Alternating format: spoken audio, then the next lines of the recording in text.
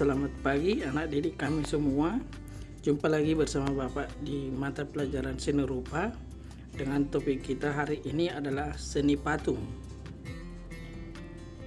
Adapun tujuan pembelajaran seni patung kita adalah yang pertama mendefinisikan pengertian seni patung, yang kedua mengenal bentuk-bentuk patung, dan yang ketiga mengidentifikasi alat dan bahan berkarya seni patung, yang keempat mendeskripsikan teknik dalam berkarya seni patung, dan yang kelima menerapkan salah satu teknik berkarya seni patung atau kita membuat sebuah karya seni patung.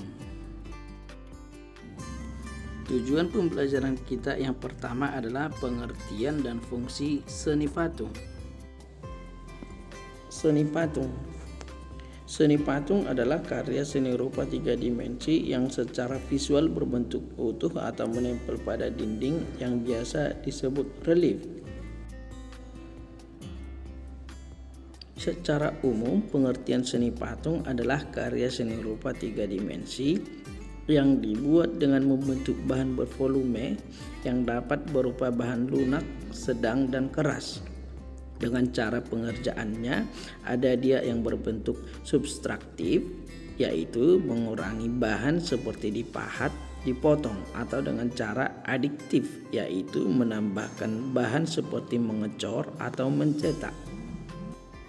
Berdasarkan fungsinya, seni patung mempunyai beberapa fungsi, di antaranya fungsi yang pertama adalah patung religi atau juga disebut patung keagamaan, yaitu berfungsi sebagai sarana penunjang ibadah dan nilai kereligiusan. Dan yang kedua adalah patung monumen, yaitu patung yang berfungsi sebagai peringatan atau mengenang jasa tokoh atau kelompok tertentu seperti sosok pahlawan suatu negara atau mengenang peristiwa bersejarah. Dan yang berikutnya adalah patung dekorasi, yaitu patung yang berfungsi untuk memperindah suatu ruangan atau lingkungan eksterior.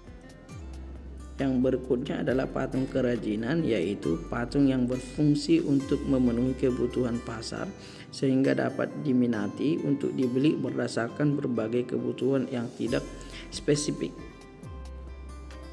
Dan fungsi lain adalah patung arsitektur, yaitu patung yang berfungsi untuk menunjang atau melengkapi konstruksi suatu bangunan sehingga nampak lebih indah dan harmonis. Fungsi karya patung selanjutnya adalah patung seni, yaitu patung yang berfungsi untuk memenuhi kepentingan estetis dan dapat menjadi suatu karya seni yang eksperimental. Berdasarkan jenisnya, seni patung mempunyai beberapa jenis, di antaranya yang pertama patung figuratif, yaitu patung yang menggambarkan tiruan dari bentuk alam seperti manusia, binatang, tumbuhan, yang mana perwujudannya adalah bentuk nyata. Yang kedua adalah patung non-figuratif, yaitu patung yang dibuat terlepas dari bentuk tiruan alam atau bersifat imajinatif, perwujudannya abstrak, tidak nyata. Berdasarkan ukurannya, seni patung mempunyai beberapa jenis ukuran. Yang pertama adalah patung kolosal, yaitu patung yang berukuran minimal 3 kali lebih besar dari ukuran sebenarnya. Karena kemegahannya, karya seni patung jenis kolosal sangat dikagumi di dunia. Dan yang kedua adalah patung monumental, yaitu jenis patung yang dibuat untuk mengenang atau memperingati peristiwa bersejarah seseorang atau kelompok tertentu. Dan ukuran patung berikutnya adalah patung yang berbentuk miniatur, yaitu jenis patung merupakan tiruan suatu bangunan atau arca dalam bentuk yang kecil atau mini. Dan yang berikutnya adalah patung berdasarkan bentuknya. Seni patung mempunyai beberapa jenis bentuk, di antaranya yang pertama adalah freestanding, yaitu jenis patung yang berdiri tegak atau utuh.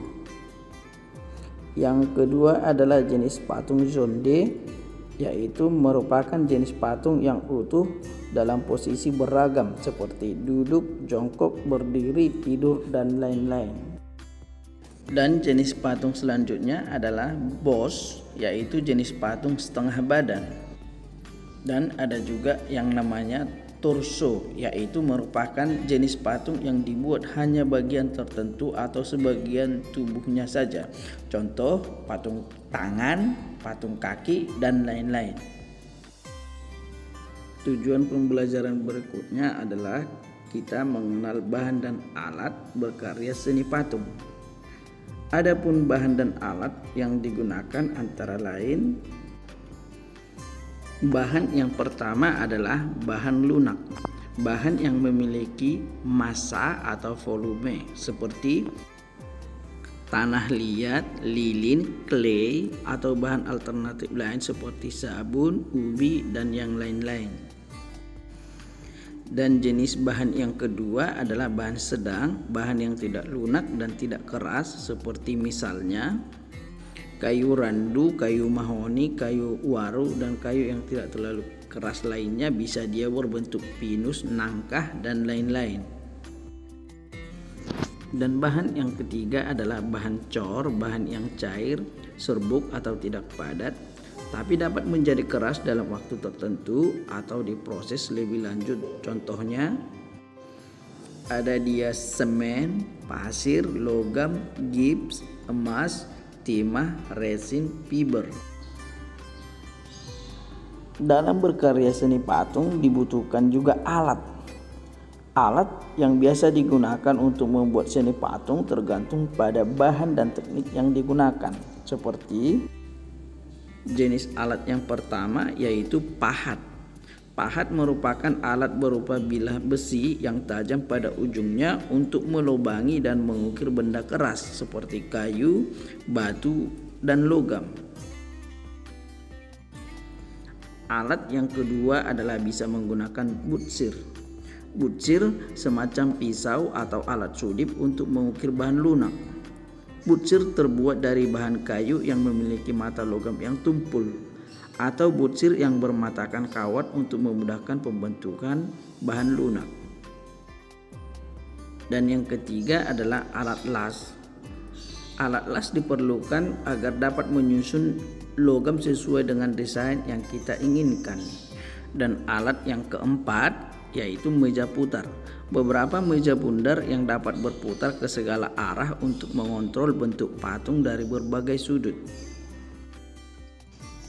Dan alat yang kelima adalah ada palu. Palu digunakan untuk memukul pahat. Alat yang berikutnya adalah tang. Tang yang berfungsi ketika kita membuat patung yang memerlukan rangka kawat yang sangat dibutuhkan untuk membengkokkan dan meluruskan kawat sesuai dengan rancangan atau desain yang kita inginkan atau kita buat. Dan yang selanjutnya adalah kita membahas tentang teknik-teknik pembuatan karya seni patung. Adapun beberapa teknik pembuatan karya seni patung, diantaranya yang pertama kita kenal dengan teknik pahat, di mana teknik pahat yaitu merupakan teknik membentuk patung dengan cara mengurangi bahan menggunakan alat, yaitu pahat dan palu. Dan yang kedua ada dia teknik butsir, yaitu merupakan teknik untuk membentuk bahan lunak dengan menggunakan alat butsir. Dan yang ketiga ada dia teknik konstruksi, yaitu merupakan teknik membuat patung dengan cara merakit berbagai bahan, baik dengan cara dilem, dipatri, dilas, atau dilepa. Dan yang keempat ada dia teknik las. Teknik las yaitu membuat karya patung dengan cara menggabungkan bahan logam dan merangkainya menjadi bentuk tertentu dengan alat las. Yang kelima ada dia teknik cor. Teknik cor yaitu membuat karya patung dengan cara mencetaknya dulu, kemudian bahan adonan cor dituangkan ke dalam cetakan sehingga menghasilkan bentuk sesuai cetakan. Yang keenam ada dia teknik cetak.